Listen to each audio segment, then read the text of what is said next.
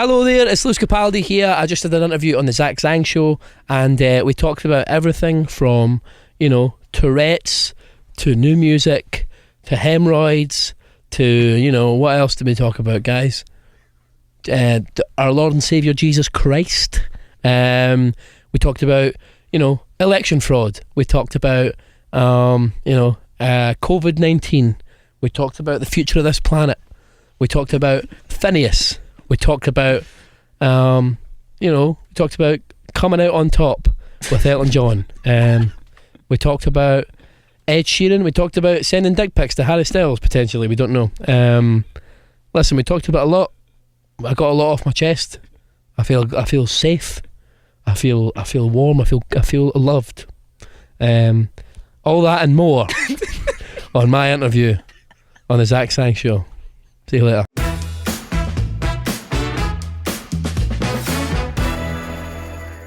Hello, beautiful human. My name is Zach. That is Dan. We welcome to the studio, Lewis Capaldi. Woo! Woohoo! Woohoo! We're back. Woohoo! New studio. Let's go. Woo!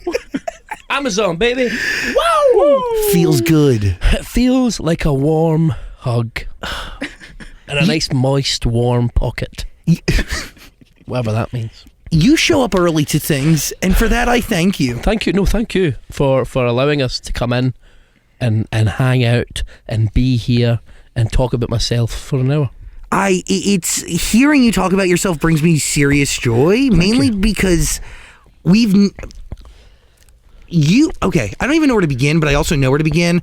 You got to understand something. The greatest show I've ever seen at the Troubadour ever was you. That is very kind of you. Do you know how many artists played the Troubadour? Yeah, for sure. I had my first panic attack after the Troubadour. Really? Yeah. I think it just was very intense. I was signing autographs after, and then I just had a panic attack. I thought I was dehydrated, and then I had to pay this doctor to come out and be like, yeah, you're fine. It's all in your head. It's all in my head. But there you go. So it's that's a special day for me. A special day for me. Thanks for bringing it back up, Zach. Now I get to remember my panic. But was that a panic attack that was derived or connected to the success you were having? Yeah, I think I have. That's my anxiety's derived and connected to the success I'm having. All of it. I never used to be. Well, I've always been an anxious person, but it's spilled into now I actually have things to be anxious about. Do you know what I mean? 100%. So it's like one of those things, but I've got better with it. But it's just about. Listen, we take it day by day, and we learn a lot about ourselves along the way. Some good, some bad. We go to therapy. We pay money for someone to tell us about our feelings. Pay a lot of money for someone to tell us about our feelings. Too much money, you might say. It's quite a lot, more than I expected. I would ever be paying anybody to do anything. But we're here and we're alive, and we feel good to be alive, and it's beautiful to be here on the Zach Sang Show. It is a blessing to be alive. It is a blessing to be present. A lot to unpack there in the first couple of minutes. This is a downside to fame. Yes. And making art. It is. It's one of the few downsides, let's be honest. I'm not going to sit here and say it's bad to be famous. But the truth is, you can have all the money in the world, and yes, you can manage what you're going through a little bit better. Yeah. And have the money and the flexibility to have professionals tell you what you may already know, or unpack things that have been collecting dust. Of course, yeah. Collecting dust is good, yeah. And that's a blessing. It is a blessing, yeah. Thank God for money. That's thank God for cold hard cash. Yeah, no, I totally. Do you know what? It's one of these things that, sure, it's a downside to it, but if the price to pay of me getting to live out my dreams is that sometimes I'm a bit anxious and I'm a bit twitchy, I'll gladly, and sometimes guys call me fat on Twitter, like sometimes that as well. That's another thing. The three downsides: anxiety, being a bit twitchy, and bald men saying that I have a bad haircut on Twitter. Do you know what I mean? It's always the bald guys. Yeah. But those are three very small prices to pay for, getting to do this and getting to live out my dream. But what is your dream? Making music and sharing your voice, or is your dream making music and sharing your voice to the biggest possible crowd? I think just making music is mine, and playing live for me. The biggest crowd thing, see, right now that we've got here, I want to stay here for as long as possible because I've got a mortgage now. It's crippling. You have obligations, you have therapy to pay for? Yeah, I've got therapy to pay for. But I don't expect this to last forever. Like, I don't expect us to be at this level for as long as say like an Ed Sheeran or something like that, or like a Beyonce who's like 25 years deep. I don't see myself in that sort of sphere. I see myself as right now we're playing these shows and they're going really well, and we're managing to play to all these people and play arenas and stuff like that, and that's great. But I think I don't want to be famous forever. And I'm not like super famous right now. In the UK, obviously, it's a lot more, I'd say, intense. But I think I would like to play music forever, but I don't have to be playing music at this level forever. Do you think if you let go of fame, you let go of some of the baggage that causes everything we're going through? Yeah, absolutely. Yeah, for sure. You've hit the nail on the head there, Zach. And why don't I give it up? Because I like the money. And you know what? A little bit of me likes being famous. But even though there is so much of a curse with it. Yeah, absolutely. But sometimes, do you know what else is good? What? Sometimes girls let me kiss them because I'm famous. So and then they break your heart and you make songs about it. Yeah, but I don't like to talk about that bit because that bit makes me feel sad. But no, look. But it is like a cycle if you really want to analyze it a little bit. Yeah, for sure. And listen, being like, all joking aside, yes, I think that a lot of my anxiety is derived from being, all of it probably. If I stopped tomorrow, I'd probably be a less anxious person. But also, I feel like right now I want to do this. Do you know what I mean? Just because, just because it makes me, and not always, just sometimes makes me feel a bit anxious. Like, do you know what I mean? It's not like I'm constantly. I think it's sometimes bad. Like, I get quite twitchy when there's cameras on or we're doing things and people assume I'm like that 24/7. I'm not. I'm kind of like, when I get excited, I'm quite like, I get a bit like, yeah, I get that. Yeah, anxious and all the rest of it. I'm like thingy. So a lot of people think I'm kind of like this, or not like this, but like I'm anxious all the time because of it.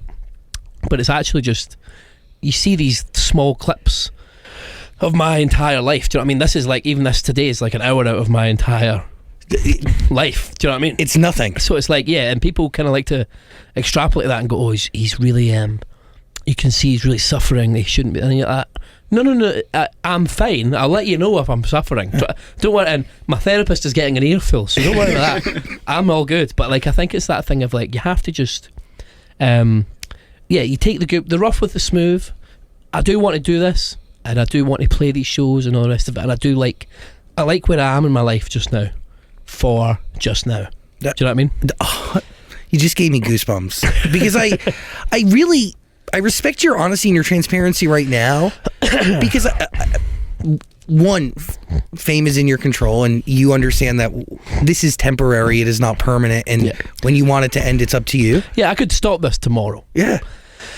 But I'm not going to because there is this part of you that is like, it's quite it's like a dopamine hit. 100%. Do you know what I mean? Like when someone comes up and goes, oh, I love your music on the street or whatever, it's like, oh, that feels really good. Do you know what I mean? So I think, and it is, and it is it's also a byproduct of getting to play to, like you say, as many people as possible right now. Do you know what I mean? Do you feel calm on stage? No, not always. Sometimes yes. Again, it depends on the day. Like my anxiety or my Tourette's they're really dependent on like a multitude of factors, but like it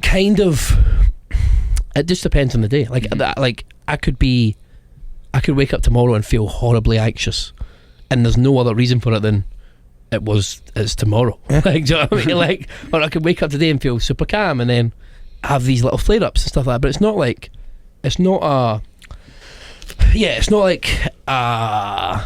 I'm trying to cut back on how often I say like, by the way, so just bear with me.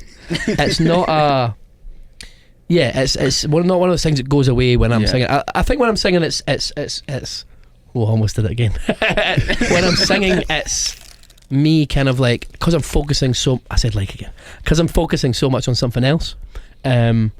It kind of tempers it, but I think for the most part, it's just the luck of the draw. Like, do you know what I mean? One day I could be really anxious, and one day I could feel like $100. Where were we at? Well, I want I want to get into the album that has a title longer than the last. Yeah, okay, yep. God bless you. Yeah. And God bless everybody who has to say it. I'm so nervous because the last one it really gave me... It's a mouthful. Oh, it's too much. Yeah, for sure. As somebody who speaks and says these things all the time. Yeah, you're a professional talker. Oh, it's horrendous. And it was hard for you. Oh, yeah. Yeah, exactly. Do you know what I mean? I'm really nervous about it, but I'm excited for the album. Mm-hmm. When you made this in the exact same setting as you made your first one. Yep. Which, when you look at that now, knowing what that album sounds like and we don't, yeah, was that a blessing or a curse? Well, it depends if the album does well or not. If the album goes really well, it's a blessing. If it bombs, it was a curse. But I think for me, it was just about this record. I wanted to. I mean, first of all, I couldn't travel and do it in loads of other places. I was kind of made to make it in the same situation because COVID. There was this thing that happened, Dan. I don't know if you heard about it. I haven't. Yeah, it's a pandemic. Oh, really bad. Lots of stuff went down. It was a whole thing. Scary. I'll fill you in after. Okay. But not great.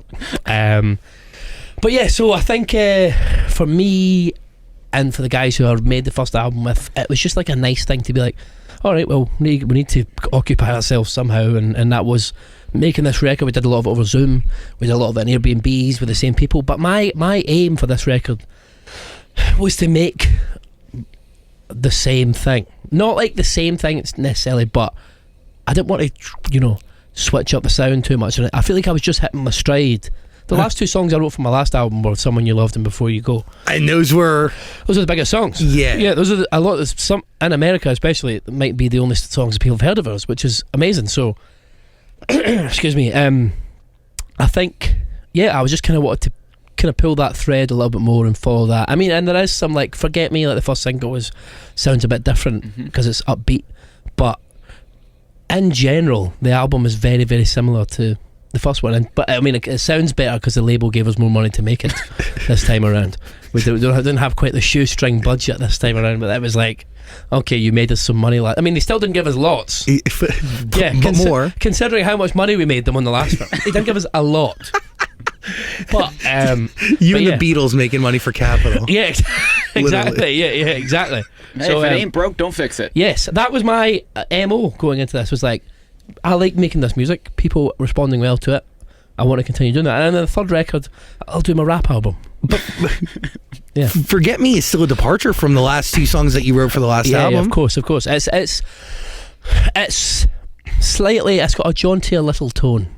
It's a jauntier little tune. It makes you move. Yeah, it makes you move. Makes your shoulders. I mean, my shoulders move anyway. I've got Tourettes. But my shoulders are constantly moving. And my eyebrows. So I feel bad laughing at that. Listen, brother. If you don't laugh, you'll cry. That's a saying we have in Scotland. But yeah, no. So it's a toe tapper. There you go. Much more inclusive. It's a toe tapper, and I love it. It's my favourite. I think for me, putting Forget Me out first was because I didn't want to I felt like a bit of a flag in the sand, being like, right, we're back now, and this is like the rest of the album is ballads. I've got loads. I've got ballads coming at my arse. It's like we are fucking full of. Oh, sorry, I can swear. Yeah. Louis Thompson was effing it. He was effing and Jeff. You're cool. Yeah. Looking. Yeah. Fuck yeah. Fuck. Yeah. Shit. I'll stop shy of the C word. Okay. Thank you. I won't do that one. Thanks. So what was I talking about? The song, the music that I make. Yeah. So yes, that was Forget Me. Jauntier little tune. I think for me it was like a flag in the sand. The ballads are still there on the album, but Forget Me, it just kind of naturally. I was actually trying to copy, and I'll say copy, somebody else by. I was about to say Someone You Loved. I know I was trying to copy somebody else by the 1975. I was driving in listening to it, and I had that sort of beat. I mean, it doesn't sound like that now, but I was just I wanted something that had that sort of like driving beat that theirs had, and then we ended up being a lot. My song's faster than that, but I think. Yeah, it just felt like a nice. We were very scared to put that one as the first single as well because it was because it is slightly different. But it was the right decision. I hope you think that. Have you heard? Well, we've got some other songs. I'm really excited to listen to the whole album. I haven't heard the whole thing because of Forget Me. Well, yeah, and that's yes. It was the right... To come out of the gate with another ballad, I think would have made it hard for you to then come with Forget Me. Yeah. 100%. And that was the thing. Ed Sheeran was quite big on that. We've chatted a lot over lockdown, Ed and I, and he was talking about coming with something that's a bit different, slightly different, and then people are like, oh, like, so it'll split people. Some people will be like, I hate this. Some people will be like, oh, this is quite an interesting thing, but they're still going to be interested in the next single. And it's like, when you think back when he did on a second record anyway, you think like Ed did Sing, and then he came out Thinking Out Loud, and all the rest of it was the massive tune, and then Adele, Rolling in the Deep, was a bit of a departure, and then someone like you. So it's like, it gives them a taste of something new, and then it gives you what you know and love. And then give us the juicy bits. Do you know what I mean? Yeah. Give us the juicy bits. Are you writing this album lyrics first or production first? Kind of a mixture. I like to write down a lot of lyrics. I mean, it's the same thing as everyone I think says, but like writing down a lot of lyrics as I'm sort of going about my life, and then coming back to them in a session and being like, I've got this idea for a song, or whatever. But yeah, it's usually melody or lyric led. Do you know what I mean? It's never.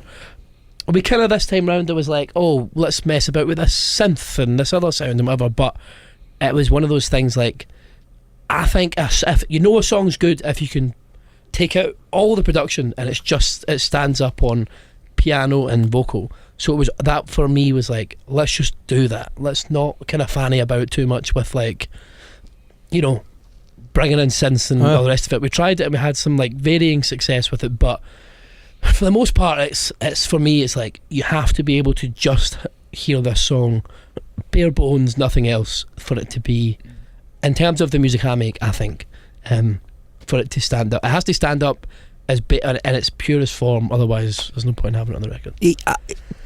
I've been saying that to people for years, and I feel like I'm crazy when I say that. Like the greatest songs of all time with absolutely nothing sound amazing. Yeah, exactly, 100%. Stripped just to the story. Yeah, strip that down. That's strip that down for me. Yeah, strip that down. You know I love it when the music stops. Strip that down for me, baby. Come on. This album is officially finished. It's done. And how many songs is it? 12.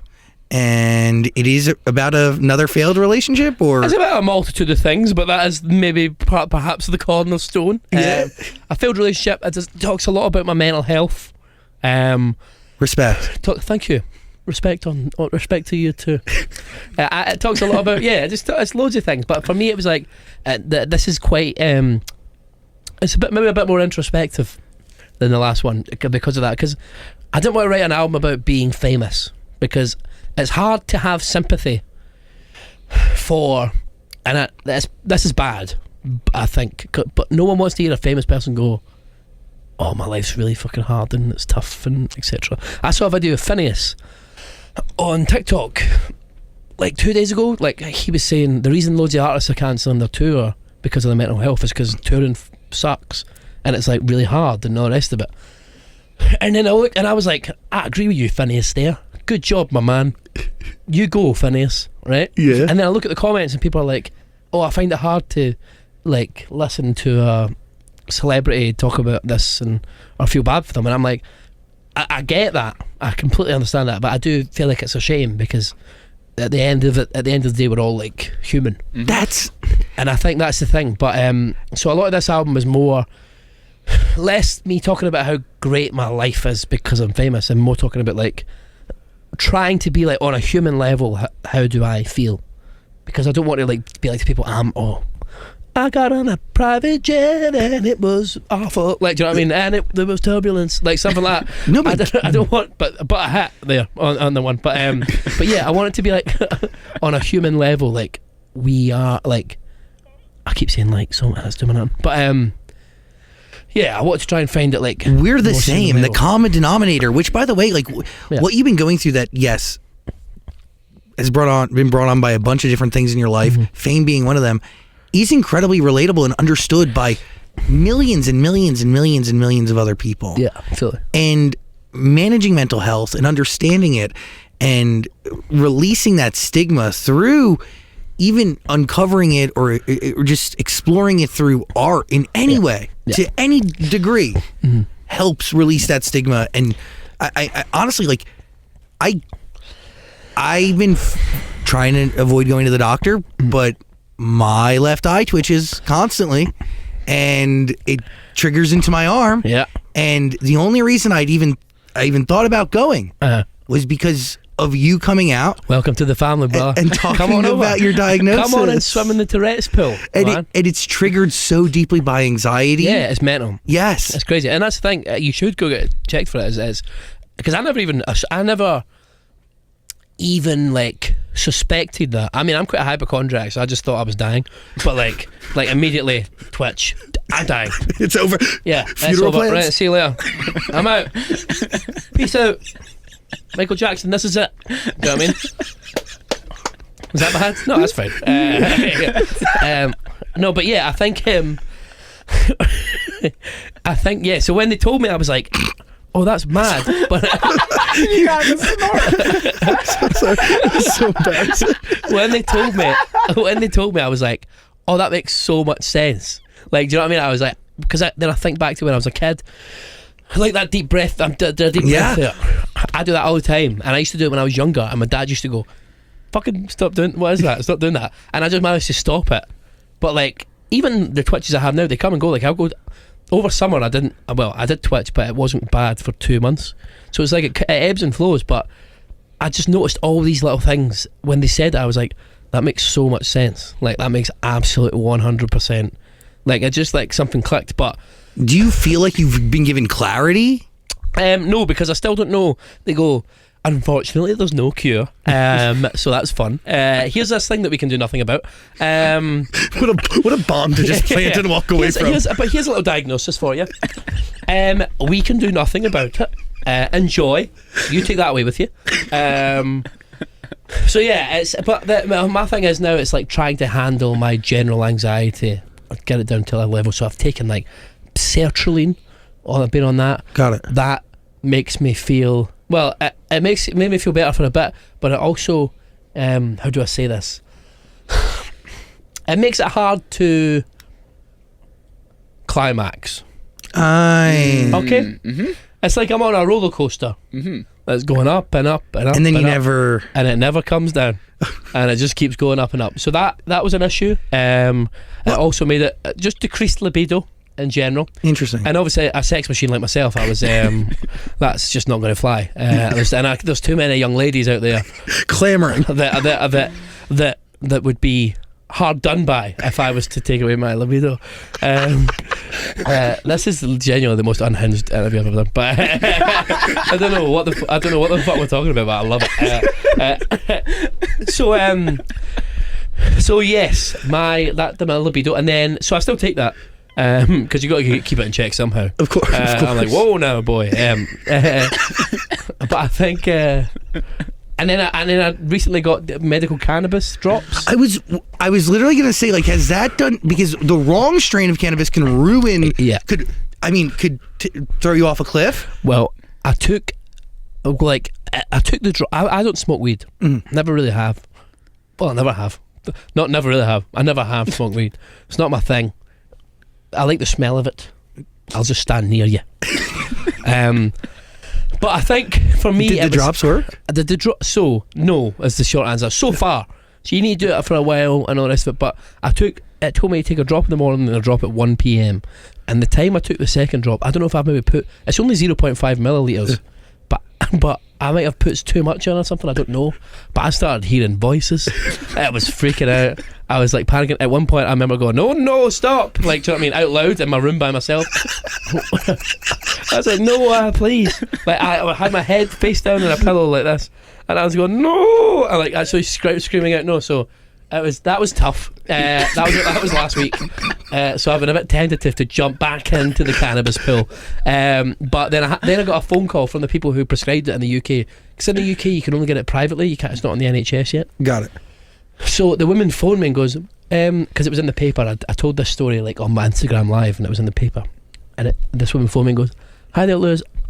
We heard you've been having a bit of trouble with the cannabis oil." And I was like, "Oh yeah, but if by trouble you mean I thought I was going to die, then yes."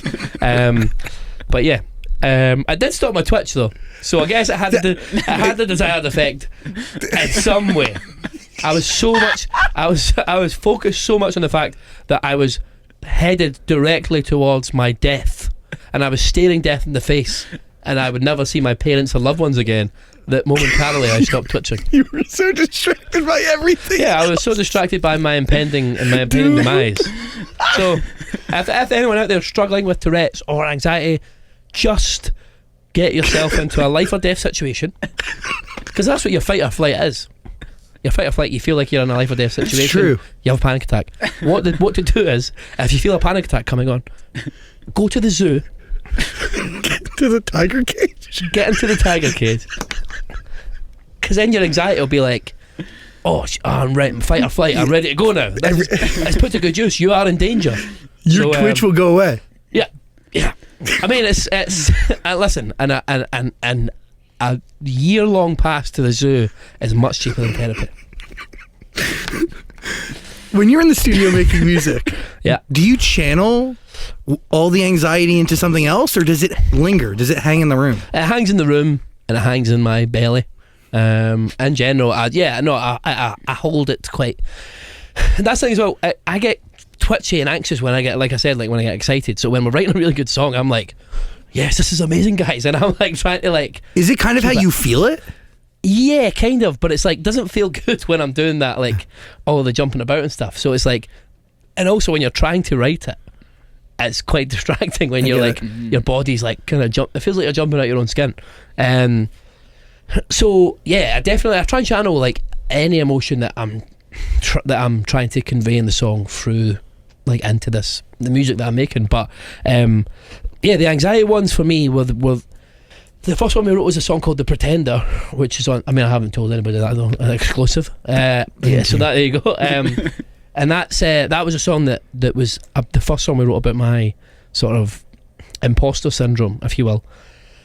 And and then that kind of opened the door to like writing more about anxiety and all these other sort of mental health issues that I have. Do you feel any healing or no way? Not one bit of respite, unfortunately, my man. See, when people say writing songs is my therapy, I would like to see the songs that those people are writing, because writing songs for me is not a form of therapy. It's just, for me, it's like I've written the song is the song. I still need to go to therapy. Do you know what I mean? Yeah. And I would say that to anybody out there. You know how singers are like, writing songs is my therapy.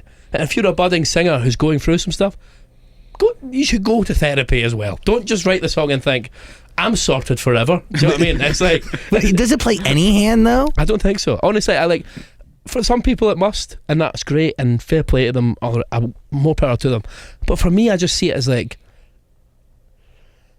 I don't know, writing a song isn't like me getting anything off my chest, because I'm quite an open person, as what you've probably gathered in the first 20 minutes of this. Picked up on that. Yeah, exactly. So it's like, I'm quite an open person, I talk about these things a lot, so putting them into like a little tune doesn't make me feel much better. It makes me feel good that I can channel it into something creative. That makes me feel good. But in terms of the actual root of the sort of I'd say the root of my anxiety, writing about my anxiety doesn't make my anxiety feel any better. Do you know what I mean? Mm-hmm. I'm writing a song about me feeling like an imposter doesn't make me feel like any less of an imposter, is what I'm saying. But I do feel like I'm lucky to have that, like a creative outlet to put it in. So I feel good that I've done something with it, or done something productive with it. But I don't feel like if I go to therapy, I feel like I'm maybe helping to unravel and get to the root of the thing. Oh, hell yeah. Whereas the song is just, I've got something out of this. Do the same rules apply to relationships? What, like heartbreak? Maybe a bit better. Because that's not so much like... It's not just you. Yeah, exactly. Because that's maybe a bit more like... Yeah, maybe. But I never write songs about heartbreak until like 6 months after the fact. Because I always feel like in the moment it's maybe a bit too... like my head, I'm so in it that I can't make sense of anything. That I like to be like... sort of have some clarity about like... where I am, etc. So if I'm feeling heartbroken and I'm like, I hate that person, I'm kind of have clouded judgment, and I don't think, maybe I did something wrong in the relationship that she left me or whatever. Do you know what I mean? I think I think, yeah, I like to be like removed from it, to be like, okay, that lady isn't the worst person in the world. I was just going through something. Do you know what I mean? Are you afraid to write songs that early after a breakup? Yeah, because I don't want to write something that I'll regret. Do you know what I mean? I want to, especially when these songs are out there. Like Forget Me is a song that I wrote a year after my relationship ended, and it was about the other person moving on. But then it's been another year till release, so I've had time to like really ruminate on it and all the rest of it. I would hate to release something that was really disparaging or painted someone in such a negative light when they weren't. And yeah, you're clouded by emotion. Yeah, do you know what I mean? I don't want 100%. To like it lasts forever. Yeah, exactly. It's exactly that. It's like, it's not like deleting a tweet. Exactly. Gee. These things last forever. Oh god. No, but in all honesty, it's what was I talking about? In all honesty, it's like, I don't want to like. I get the thing is, it's kind of like, not to go back to the Twitter thing, but it is like you wouldn't. I'm sure Kanye West regrets a lot of the tweets and stuff he's done about Kim Kardashian over the last couple of months. Totally. And so he should. Like, I mean, I think we're all clear on that for sure. And I think, like, obviously, I don't know him or them, so like, I'm thinking, but like, I think in terms of knee-jerk emotion or knee-jerk reactions to things are seldom the right calls. Do you know what I mean? In all aspects of life. Yeah, exactly. Work, relationship, family relation, literally everything. 100%. And I think for me to write a song when I'm quite biased to my own feelings because I'm feeling horrible and I'm feeling rubbish and I don't know how that other person's feeling, is the equivalent of a musical knee-jerk reaction. Do you know what I mean? Because it's like, I don't know what the other person's going through. I haven't stopped to think about what they're going through. I'm only talking from my side and my side only. So I do like to have some sort of, or at least try and understand where the other person's coming from. And it's hard to do that when you are split up immediately. Because even also though, like if I broke up with someone, I would think that I was a dick for a long time until because if I saw how upset they were, I would think that I was a dick. Whereas 6 months after the fact, you kind of go, no, do you know what? I think I was right to do that. And I don't. Once the guilt is sort of washed away, it gives you a clearer view as well. So it's not necessarily even just from the point of being heartbroken. Do you know what I mean? So do you take notes on things between the breakup and 6 months, a year later? No, I think it's something that is so far at the front of my mind in those 6 months that I'm able to like, I'm able to sort of. I'm quite good at like making mountains out of molehills, so like which is needed. Yeah, which is good for songwriting. Yeah. But 2, I'm quite good at like retaining that sort of. I'm good at putting myself back in a situation. Like I'm good at putting myself back into how I felt at a certain time. Do you know what I mean? Is that is that empathy? Is what is that? I don't know. You're smarter than me, Zach. I don't know. That's the first time I've ever heard that word in my life. Not joking. But yeah, no. I don't know. I don't know what it is. But I think I'm just good at like. I don't know, just putting myself back into that sort of headspace, if you will. Well, can we go back to about a month ago when you're getting ready to release Forget Me? Like, how are you feeling? Where you're like, oh shit, do people care about me anymore? Or exactly that. Really? Get out of my head, Dan. Honestly. Sorry, I was that was exactly it. It was like, do people care? How the hell is this going to be like received? The music has moved on massively in the last 2 years. Mm-hmm. How people consume music's moved on massively. It's true. Human beings are fickle. If you're watching Public, you fickle motherfuckers. No, but yeah, people do move on, and it's also not lost on me. I am a male singer-songwriter. I am a white male singer-songwriter. It's rare. Yeah, very, very, very. Yeah, you might say it's an oversaturated market, right? It's like, I'm aware that this is everyone talks about unique selling points and all the rest of it. We're all quite similar, right? We're all writing songs about our heartbreaks. It just depends on which one's the catchiest. Do you know what I mean? That's kind of the thing. True. And I'm just like, there's a lot of choice out there, and I wouldn't blame people if they moved on, but also there's a lot of shit out there. So I just want to make that clear.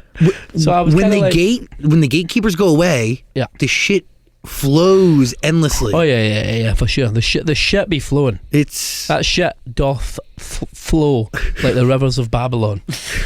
But the cream always rises to the top. Yeah, the cream always comes out. These other whites don't have the voice that you have. These other whites. These other white boys don't have nothing. No, but thank you, I appreciate that. But there is like, I'm just saying, like there is a lot, and even excluding that, there is a lot of choice.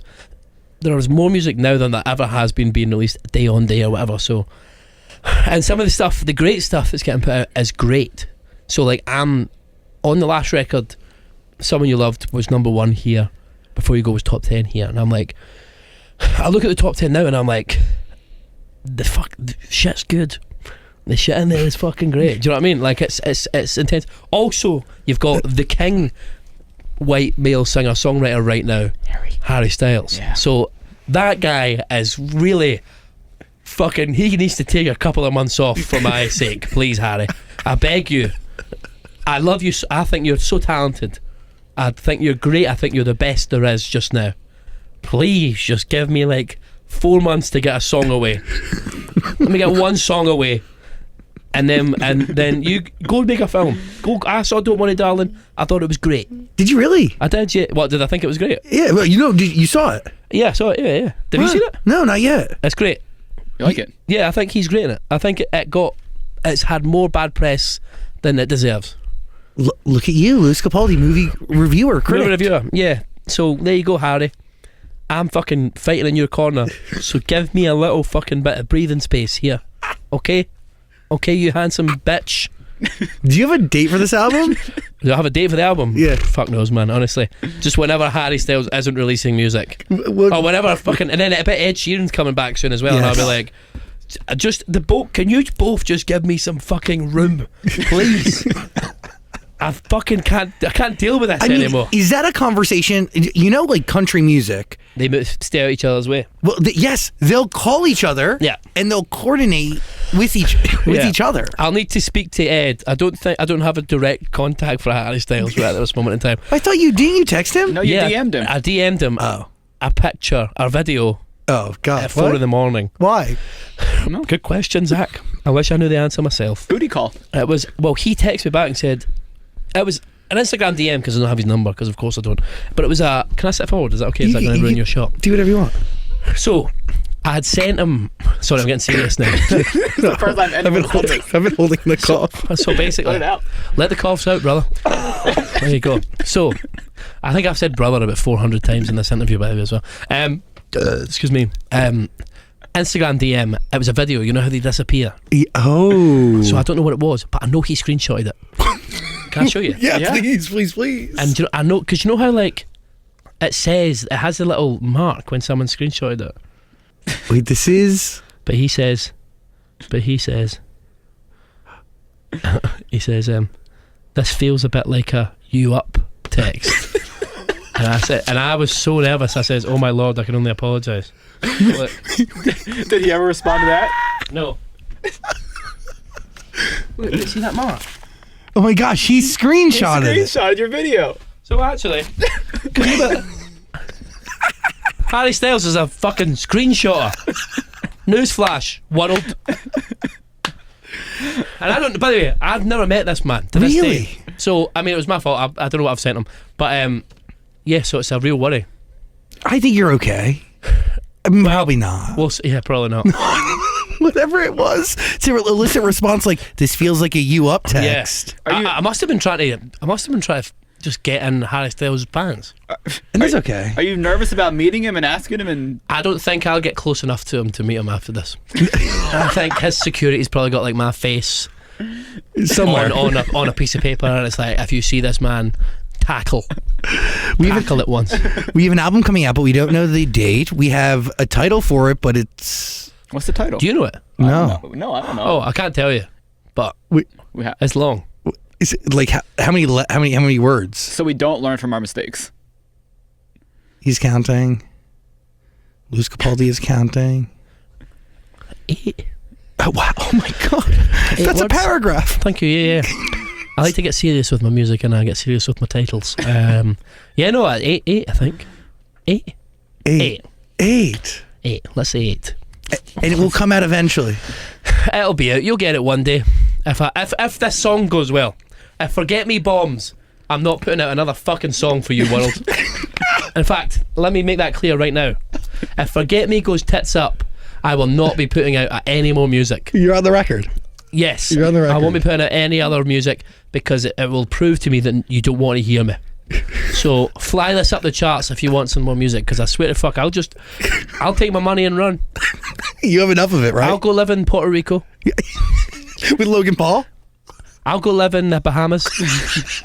I actually don't mind Logan Paul and Jake Paul, but I like them. They've kind of, do you know what? They've had this sort of renaissance. Yeah. Of like, it's a rebrand. Yeah, Logan Paul especially. The rebrand has been strong. Yeah. The rebrand has been so strong. It's impressive. Yeah, totally. But also, I think he seems quite like genuinely remorseful for filming that dead guy. It's also like. Casual. Yeah. Imagine if your whole life was filmed and you were a teenager. You'd probably look back and be like, I'm a dickhead too. Yeah, totally. And I think, yeah. Hey, let me ask you a question about something completely different. Is it true that you wanted to make more upbeat music because you were on stage and you looked out the crowd and you're like, these people are bored as fuck? Yeah. I know. I didn't want to make upbeat music. I wanted to make them faster. Okay. Because people were like, when it was like, not so much the hits, not so much the big records, but the deep cuts were definitely sending people a bit like just kind of looking around, sort of falling asleep and stuff. So yeah, the music is now sad and fast. It's much like my lovemaking. Are you down to take a phone call from a fan? Yes, of course. Imagine it was Harry Styles. I'm not good at his voice. That was my friend Roman Kemp. He does a really good impression of Harry. Exceptional. Yeah. But I can't do it. We like Roman Kemp. We love Roman Kemp. Yeah, people, you know, he's like us in the UK. I know Roman. He's from here. He was born in LA. Well, he sounds like he's from the UK. Yeah, very good looking, that man. He's handsome. His dad was as handsome as well. He has famous parents. Yeah. You nepotism, baby. Yeah, we see you. You nepo baby, Roman. Yeah. No. He's the famous Shirley Kemp, who was like, I believe she was in. Was she in Wham? No, she was in another pop group. Okay. But she was very, very close with George Michael, and that's she's in the video. Godfather. That's his godfather, and then his dad was in Spandau Ballet, I believe. Was that a really big over here? Gold. Always believe in your soul. No, but I like it. That's great. You should listen to it. Brilliant. Okay. Song. Yeah. Okay, Roman Kemp, we see you. Yeah, we see you, Roman. Let's say hello to Bailey. Hello, Bailey. Her bio says that she's a big pop girly. Do you have any questions? Okay. I am so nervous. I'm so sorry. So you should be nervous. Bailey, we're live. Oh my god. We're live, no, Bailey. Don't you mess this up. Bailey, no pressure. We're live right now, and we've got a time schedule, and you're really eating into it. But I know. You're really, Bailey. I'm really sorry to say, you're eating into our time, big time here. You've already, Zach's already. The mask has started to slip, and he's already saying he's tapping his wrist and saying and yawning. He's doing that yawn thing. But you go for Bailey. I'm here with you. I support you. I'm a pop girly too. Let's go. Pop girlies unite. Yeah. Thank you. Styles, we have both sent him embarrassing text messages. Yeah. Exactly. What is like your favorite part of creating new music? I know you said you had a lot of anxiety, but is there anything that's like calming about it in a sense? I like it. See when you think you've written something amazing, like when you're really proud of something you've done. There is no better feeling than like, for example, like Forget Me coming out and stuff was great, but there was no better feeling than writing that on the day. Because when you feel like, yes, like everyone in the room who's worked on it. So for me, this song, it was Michael Pollack, who's a great writer. So talented. He's one of the best. This guy Tom Barnes from TMS, and Phil Plested, who's another incredible writer. And so it was us four in Scotland, and that feeling when you feel like you've got one in the studio, or maybe not even, it doesn't even, don't have to feel like this is a hit record, but when you feel like, oh, we've got something that everybody feels is really special and they really care about, like the buzz off that is like, it's next level. And then you spend the next 2 weeks you're listening to it on repeat. It's like, it's just that feeling is just genuinely it's genuinely as close to magic as you could possibly imagine. Gave me goosebumps. Thank you, Bailey. That was beautiful. We appreciate you, Bailey. Peace and love, sis. So much. Peace. Peace out. You know, I appreciate you, Luz Capaldi Beyond. I thank you so much for hanging out with us today. Oh, we're done? No way. Well, I mean... Oh, we are? No, I mean... I want to talk about the nudity. Oh, yeah. Well, so 6 inches. Well, I wanted to know, like, do you think people misinterpret self-deprecation for confidence? Yeah, but I also think sometimes people misinterpret it. So they do misinterpret it for confidence, but they also, and I think that's the one side of it. I think the other side of it is misinterpreting it for something like, it's not that deep. Do you know what I mean? I think sometimes people think I'm like, oh, he's saying these things, but he really must be going through it. And it's like, no, it's just, I saw someone say like, I'm really uncomfortable with how Lewis Capaldi's new campaign seems to be him laughing at him being overweight in Speedos. The fact that me being overweight had nothing to do with it. I just thought me in Speedos is quite funny. Do you know what I mean? Sometimes things just aren't that, like, they're not that deep, and they're not that excuse me, there's no like kind of deeper meaning, or there's no other thing going on. Sometimes it seemed like it would elicit a small chuckle from someone. Do you know what I mean? Did. Exactly. Thank you very much. And I think so. Yeah, I think the self-deprecation thing, people assume sometimes. Yeah, on the one hand, it's like, oh man, he must be so secure and confident in himself because he can sort of like go at himself. I would like to not be the way I am just now, and I'm working on it.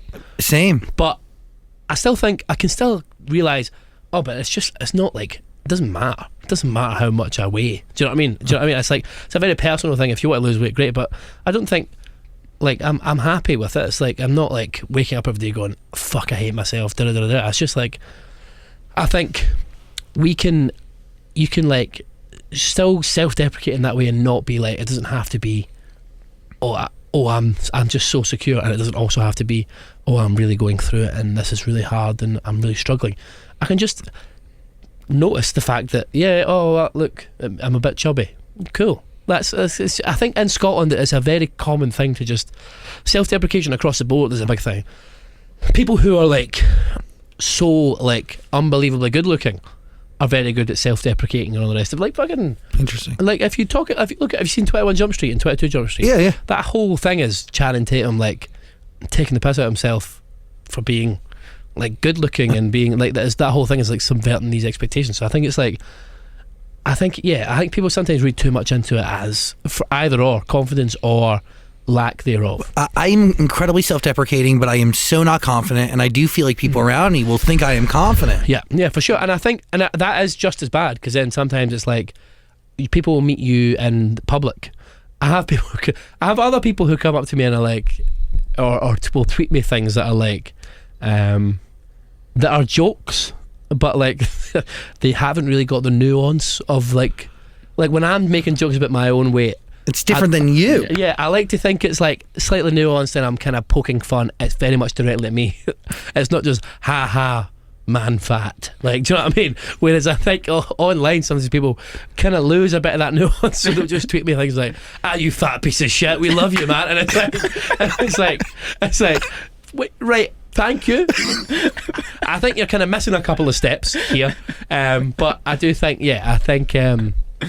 but people are well-meaning and they want to be part of the joke and stuff. But I think, sometimes people sort of miss the sort of nuance of it. I think. I do think that people see themselves in you, and you sharing see themselves inside of me, inside of him. All 6 inches. Yeah. Oh dear.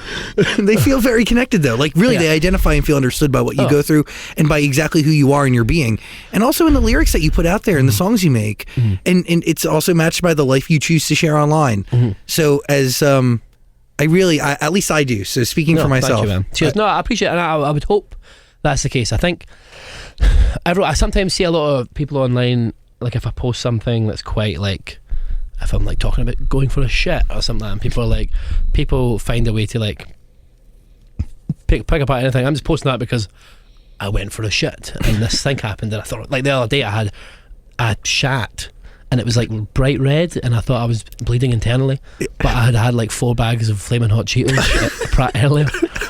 So it was like, so that's the problem. So that was the problem. Yeah, the red finger should have been a dead giveaway, but I just thought I'd maybe gone too far in with the. But yeah, I think people then are like, oh, people are like, oh, he's like, oh, look at me, I'm so relatable and that stuff. It's like, no, that's not kind of what I'm doing. I'm just being myself, and I think, I think now being yourself is something that I've seen. You see people do. Ed Sheeran's done it for years, and Adele's done it for years, etc. But I think now a lot of it is. It can also be contrived being yourself. Like if people have these images, especially now TikTok's massive and all the rest of it, you see like this sort of like, oh, I'm just being me, but you can tell it's not them sort of thing. But yeah, I think the aim is just to make people feel like, listen, see if I can become a pop star, anybody can do anything. Do you know what I mean? If I can become a pop star and be like, I've been in magazines, Zach. I've been in magazines. You really believe that? I've dressed the same since I was 14 years old. And look at you now. And look at me now. And it feels, listen, I've had the same haircut since I was in primary, 6 years old. Primary 2 is what we call. And it works. Like second grade. Thank you. But what I'm saying is, you don't have to be like, you don't have to be ripped a bit, like shredded and whatever, or the best looking. It's fine. It's fine. Just be yourself and you'll be grand. You know you have the talent where you could go the opposite, right? You mentioned Adele. She doesn't post a lot on social media ever. Yes. You have that ability. I think, but... You went 3 years without posting. Yes, but that it was hard. It was very hard. Because I did like so much shit happened that I was like, oh, that would be so funny to talk about. I mean, not COVID, obviously, but like, not COVID. That wasn't funny. But everything else that was happening. But everything else was, hilarious. But I think for me, it was like, that was more about giving other people a break than giving me a break. Interesting. I think I was quite in your face a lot, and on Instagram, I'll go hard in the paint in terms of buy my album. Like I will go, like, I'm not shy about promoting. Like, I've made this thing I'm really proud of, and I'm going to like shove it down your throats as much as I can because I believe in it and I want you to buy it and I want it to do well because I've worked really hard on it. So when I'm doing that, I understand that can become quite annoying. So I feel like just give people a little bit of breathing space, and just when they think they're safe, you come back in, pounce back on them. I said in an interview this morning, I used to call myself America's sweetheart, but now I feel more like America's hemorrhoid because I'm like, because just when you think it's gone, you've forgotten about it. There it is again. So yeah, I love you. I love you too. I love you. I love you. I love you guys. Thank you so much for having me on. You can come and hang out whenever you want. Do you have any final thoughts? What? Final thoughts? Before the interview, you were talking about potentially starting a band one day with some famous friends. Is that actually a real thought of yours? I would love to do it. I've got me and my piano player in my band have this massive list of band names. There was one that we talked about beforehand, but we won't bring that up. We won't mention that one. But we have this massive list of band names now. Like, if we'll be in a conversation and it'll be like, I don't know, like there was a conversation we were having about, and my piano player said something about, I don't really want to talk about all my dead relatives, and I was like, Dead Relatives is a great band name. That is good. Do you know what I mean? So we've got hundreds now. Like, it's absolutely mental. It's like, my favourite one's Pleasure Kit. Pleasure Cat? Kit, K-I-T. Oh, Pleasure Kit. Because if you go in a hotel, I was staying at the W Hotel once, and they have these pleasure kits, which is like it's like lube, condoms, butt plugs, that sort of thing. And it's like, so that was like, that's so cool. That's such a cool band name, and that's where it all started. But yeah, and also like Rock and Roll Los Angeles 1966. Wow. What I found is the longer the name is, the better. Yeah, the longer the name is, the cooler it is. So you, Niall... Phonetical, alphabetical. That's the name. Yeah. Mr. Resistor. If they rhyme, it's really good as well. Okay, got it. But me, Niall, Ed, Elton. Absolutely, can't forget him. Who else? I mean, that's a good foursome. It is a good foursome. I wonder who comes out on top in that foursome. Yeah, just us four. Just us four guys. Just us four guys hanging the fuck out. And you guys too. Thank you so much. We'll definitely be there supporting banners, the whole thing. Yeah, and we'll see. It's a sixsome. Yeah, sixsome pleasure kit. Yeah, pleasure kit, and we're all coming, baby. Coming to the band. Of course. Lewis Capaldi, everybody. Thank you guys for having me. I appreciate you taking the time. You are absolutely incredible. I really appreciate you being on, sir. Cheers, man. Do we have a tour, by the way? Next year we'll be going away on tour somewhere, I'd imagine. Next year, yeah. Next year. Who gives a fuck? Let's be honest.